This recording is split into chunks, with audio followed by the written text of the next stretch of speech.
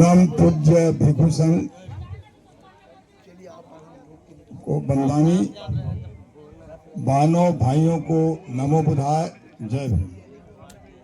आज इस पावन अवसर पर पिछले साल हम लोग माघी पूर्णिमा रैदास जयंती के दिन ही ये धरना भूख हड़ताल शुरू हुआ था। आज हिंदी के हिसाब से आज 1 साल पूरा हो गया। यही वर्षगांठ में हम लोग मना रहे हैं।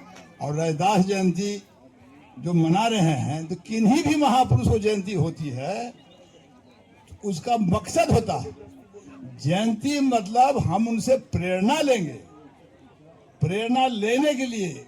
और ऐसा किस लिए होता है कि कहीं भूल ना जाए, क्योंकि एक अपना नाम भी कोई 30 साल नहीं लेगा तो अपना नाम भी भूल सकता है। ये साइकोलॉजिकल है, फैक्ट है। इसलिए जयंती, ताकि प्रेरणा लें। जब जब महापुरुषों का जन्मतिथि है हम लोग प्रेरणा लेते हैं। चौक चौराहे पर भी देखिएगा महापुरुषों का मूर्ति होती है, इसीलिए होती है, धूप अगरबत्ती के लिए नहीं होती है, प्रेरणा के लिए होती है कि कोई महान काम किए हैं, इनका मूर्ति है, हम भी कुछ ऐसा करें ताकि हमारा भी मूर्ति लग सके। ये है। अभी बता रहे हैं आपको, जहां बुद्ध गया जो आंदोलन है जिसमें हम लोग इकट्ठा हुए हैं, जिस नाम पर इकट्ठा हुए पूरे देश से लोग आए हैं, उसका मैं एक दृष्टांत बताता हूँ। छोटा सा है तो समझ में आ जाएगा, सबको समझ में आ जाएगा। वो यही है कि एक पिताजी हैं, उनके 4 पुत्र हैं।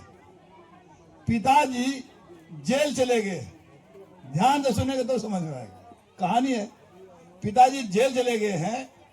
चारों लड़के क्या करते हैं कि जब कुछ दिन होता है तो जेल जाते हैं, नमन करते हैं अपने पिताजी को, मिठाई फल ले जाते हैं, कुछ पैसा भी दे देते हैं और नमन करके आ जाते हैं। महीना, 2 महीना, 3 महीना, 6 महीना ऐसे चलता रहा। इसी में एक आदमी सोचा कि भाई ये बार बार जाता है, चला आता है, नमन कर आ जाता है, फिर बाप को निकालेगा कब? उसको समझ में आ जाता, थोड़ा समझदार था।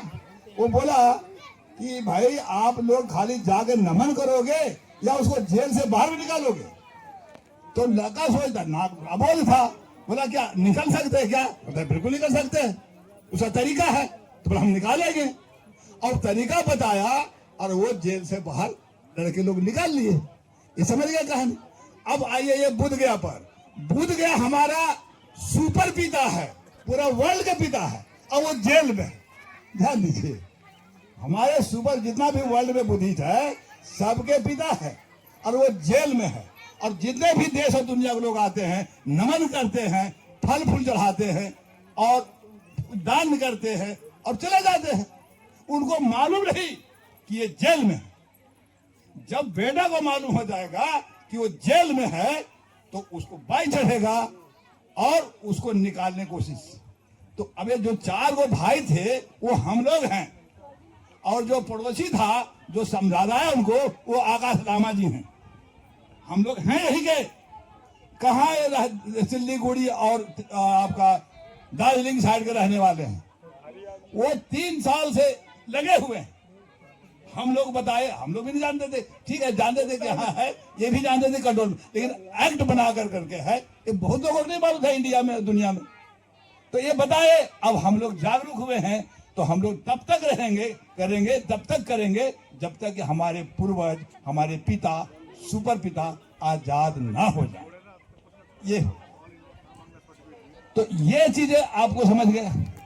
अब देखिए बुद्ध का पोजीशन, दुनिया में बुद्ध का क्या पोजीशन है, ये मैं आपको उदाहरण समझाता हूं। एक कॉलेज होता है, कितने प्रिंसिपल होते हैं भाई जरा बताइए? 1 होता है। और HOD कितना होता है? जितना विषय है उसका HOD होता है ना, समझ गए? लेकिन सिलेबस एक ही होता है। ध्यान दीजिए, सिलेबस जैसे मगध यूनिवर्सिटी है तो सिलेबस तो फिक्स है, प्रिंसिपल बदलता है, HOD बदलता है, विद्यार्थी बदलता है, लेकिन सिलेबस वही है। तो ये मैं बता रहा हूं, बुद्धा का सिलेबस, बुद्धा का सिलेबस है। अब चले जाइए क्राइस्ट को लीजिए। क्राइस्ट पहले बुद्धा के बाद हुआ। क्राइस्ट में जो पढ़ा, बुद्ध जो है ये पूरे वर्ल्ड में जो कॉलेज, दिमाग का जो कॉलेज है, बुद्धि जो कॉलेज है, उसका प्रिंसिपल है बुद्धा, और क्राइस्ट है वो एचओडी। क्राइस्ट जो है वो एचओडी है, वो उधर एरिया देख रहे हैं। प्रोफेट मोहम्मद एचओडी हैं जो उधर देख रहे हैं। गुरु नानक यहाँ है देख रहे हैं। ये जितने भी महापुरुष हमारे हुए अपना अपना डिपार्टमेंट, अपना अपना कॉलेज देख रहे हैं, लेकिन सिलेबस वही जो बुद्ध का है। कोई ऐसा सिलेबस है जो बुद्ध के खिलाफ है? चाहे मुसलमान भाई का हो, चाहे क्रिश्चियन भाई का हो, चाहे सिख भाई का हो, चाहे किसी का भी हो, ये आपको दिमाग में बैठाएंगे। इसलिए आप कहीं भी रहें, एक संदेश हम आपको दे रहे हैं। बुद्ध का विचारधारा, बुद्ध गया से देश और दुनिया में गया, उसी तरह से एक कल्चर भी हम लोग को अपनाना पड़ेगा पूरे देश और दुनिया में। वो है कि बुद्ध के नाम बुधवार को बैठना होगा, गांव गांव में, मोहल्ले मोहल्ले में। एक अलग छाप छूटेगा, एक अलग क्रांति होगी, वैचारिक क्रांति हो जाएगी और सांस्कृतिक क्रांति हो जाएगी। वैचार से तो हम लोग पक गए, लेकिन क्रांति नहीं हो रही है, क्योंकि संस्कृति हम अगर जानकार हो गए हैं, हमारे बच्चा पड़ोसी भी नहीं जान रहा, क्या फायदा। इसलिए हमने बनाया, अब बुधवार को रखा, इसलिए मैं 2 लाइन बोलूंगा, ज्यादा नहीं।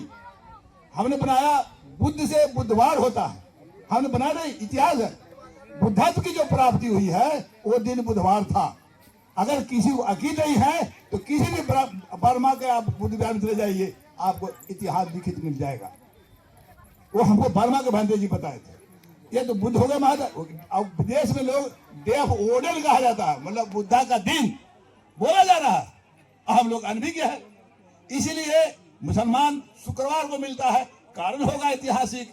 क्रिश्चियन रविवार को मिलता है, कारण होगा ऐतिहासिक। इसी तरह से बुद्ध का भी ऐतिहासिक प्रूफ है, इसलिए बुधवार को होना, एक दिन अपनाना पड़ेगा।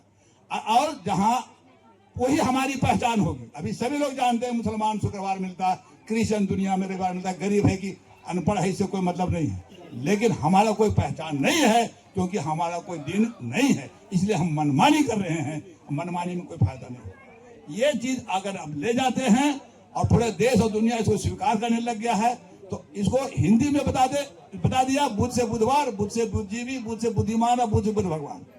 बुद्ध गौतम, हाँ बुद्ध गौतम के नाम बुधवार के शाम देश के हर गांव में सामूहिक वंदना काम। अगर ये करते हैं तो सांस्कृतिक क्रांति होगी। इस क्रांति में मदद मिलेगा। जहां भी आप लोगों को जलवा लगाना है, कुछ जुलूस निकालना है, यात्रा करना है, बुधवार करो। एक संदेश जाएगा मीडिया में, कहीं भी हो रहा है तो बुधवार हो रहा है, बहुत डायनामिक फोर्स हो जाएगा। ठीक है, इसी के साथ अपने विचार को विराम देते हैं। साधुवाद।